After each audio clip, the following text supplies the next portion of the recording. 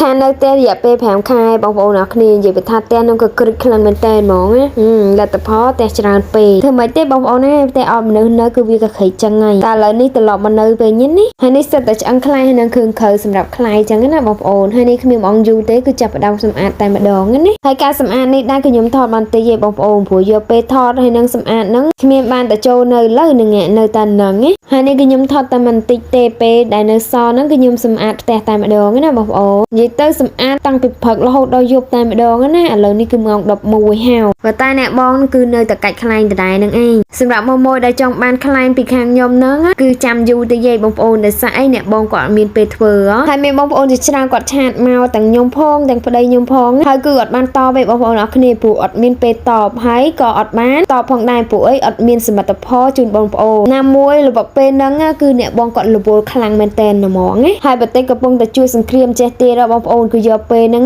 ទៅជួយបងវរៈកងទ័ពជូមកហើយនឹងបងប្អូនជូនពេលសឹកចឹងណាបងប្អូនអរគ្នាប៉ុន្តែសកម្មភាពហ្នឹងគឺខ្ញុំថតអត់បានច្រើនទេបងប្អូនអរគ្នាដែលសារអីគឺខ្ញុំផ្ដោតសំខាន់លើការជួយជាងការថតអីចឹងទៅចឹងហើយបងប្អូនកុំឆ្ងល់ថាអូយមិនបាត់មុខយូរម៉ែអត់ឃើញផលវីដេអូទៅណាទៅណីចេះហ្នឹងហើយគឺមូលហេតុហ្នឹងឯងហើយបន្ទាប់ពីនោះមកគឺយើងធ្វើការរកស៊ីម្ដងចឹងណារកស៊ីរនសំអីហ្នឹងបងប្អូនយើងជួយក៏ជួយយើងខំរកក៏ខំរកទៅពួកអីកុំឲ្យសេដ្ឋកិច្ចបើយើងកាន់តែធ្លាក់ចុះអីចឹងណាបងប្អូនហើយរឿងប្រទេសជាតិហ្នឹងក៏នៅតែតាមដានផងដែរចឹងណាសូមបងប្អូនជនជាតិខ្មែរហើយនឹងបងវរៈកងទ័ពជុំមុខហ្នឹងជួបតែសេចក្តីសុខហើយនឹងទទួលបានជ័យជំនះអូខេឥឡូវវើត្រឡប់មកវិញឥឡូវនេះគឺខ្ញុំជិតដើមក្នុងការបិទខ្លែងណាបងប្អូនអរគ្នាសម្រាប់ការបិទនេះដែរគឺខ្ញុំបិទរៀងលឿនដែរបងប្អូនអរគ្នាដែលសារអីគឺយើងត្រឡប់អីបិទរងថ្ងៃរងពេលចាហើយតាមផ្លែហ្នឹងគឺរួចរាល់ហើយជាពិសេសគឺកន្លែងកោងនេះបងប្អូនអរគ្នាគឺត្រូវកាត់បច្ចេកវិទ្យាខ្លាំងបំផុតតែខ្លីជ្រុលហើយគឺប៉ះបើអត់ស្អាតទេអញ្ចឹងយើងត្រូវកាត់ឲ្យរៀងវែងសិនចាំសេរីតាមក្រោយបន្ទាប់ពីហ្នឹងគឺខ្ញុំធ្វើការបិទវាទៅត្រង់ទៀតអញ្ចឹង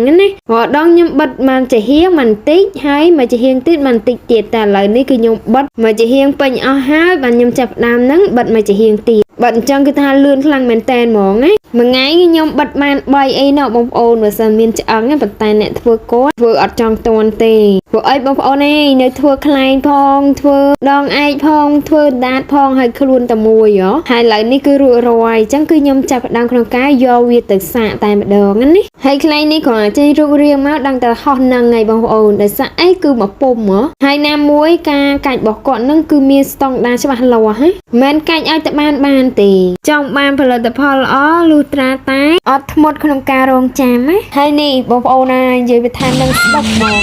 អត់មានសាកម្ដងពីរដងទេបងប្អូនសាកហើយគឺថតយកជាវីដេអូនឹងតែម្ដងណានិយាយទៅគ្មានរេអីសំបីមិនតិច